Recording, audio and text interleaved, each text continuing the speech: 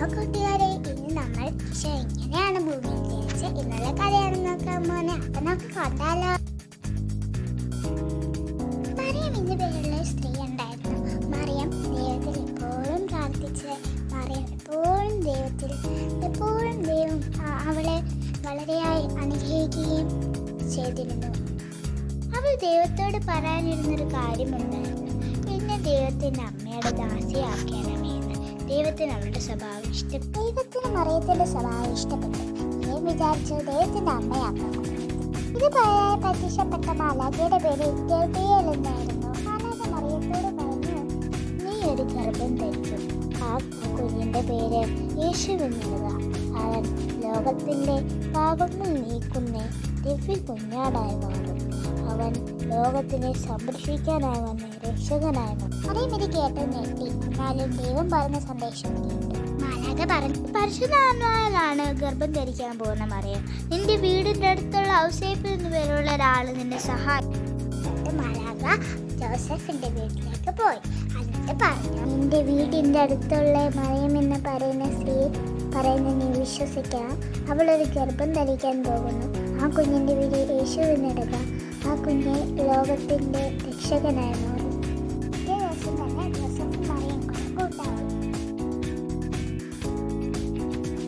ഉണ്ണീശോയെ പ്രസവിക്കാൻ മാതാവ് ഔസേപ്പിതാവും കൂടെ ബെത്ലഹേമിലേക്ക് യാത്രയായി. അവര് ബെത്ലഹേമിൽ എത്തിയപ്പോ ഇരുട്ടിയിരുന്നു. ഔസേപ്പിതാവ് എല്ലാ വീട്ടിലും കൊട്ടി. പക്ഷെ ആരും ഔസേപ്പിതാവിന്റെ മാതാവിന്റെ സ്ഥലം കൊടുത്തില്ല.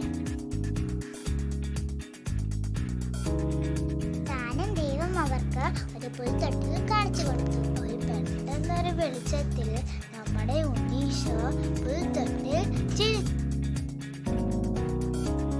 അപ്പൊ ദൂരെ നിന്ന് ആടിനെ മേയിച്ചിടുന്ന ആട്ടിനെമാരോട് മാലാഖ ചെന്ന് പറഞ്ഞു, നിങ്ങൾ പോവുക.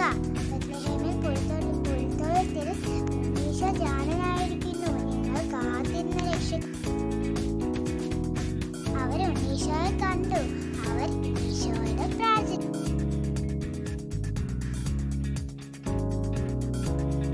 3 രാജാക്കന്മാര് ഈശോയുടെ നക്ഷത്രം കണ്ടു. എന്നിട്ട് ആ നക്ഷത്രത്തെ കണ്ട് അവർക്ക് എന്തോ സംശയം തോന്നി. എന്നിട്ട് അവർ നക്ഷത്രത്തെ പിന്തുടർന്നു.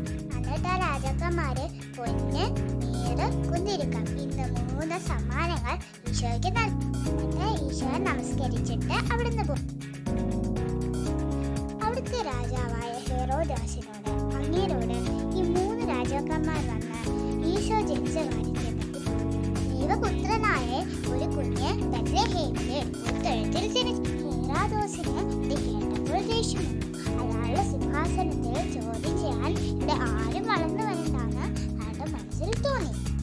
ഇങ്ങേര് പറഞ്ഞു, നിങ്ങൾ ആ അത്ഭുത ശിശുവിനെ കാണുവാണെങ്കിൽ എന്നോടും കൂടെ ഒന്ന് പറയണമേ. എനിക്ക് ആ അത്ഭുത ശിശുവിനെ നമസ്കരിച്ചാൽ കൊള്ളാമെന്നുണ്ട്. പക്ഷെ രാജാക്കന്മാർക്ക് ഇത് ചതിയാണെന്ന് അറിയത്തില്ലായിരുന്നു. മാലാഖമാർ പറഞ്ഞു, ഇനി ആ രാജാവിൻ്റെ അടുത്ത് ഈ കാര്യമൊന്നും പറയണ്ട. പറഞ്ഞാൽ ഉണ്ണീശോയെ അയാൾ കൊല്ലും. കൂട്ടുകാരെ, ഇനി ഈശോ വളർന്നതിൻ്റെ ശേഷമുള്ള കഥ നമുക്ക് അടുത്ത വീഡിയോയിൽ കാണാം കേട്ടോ.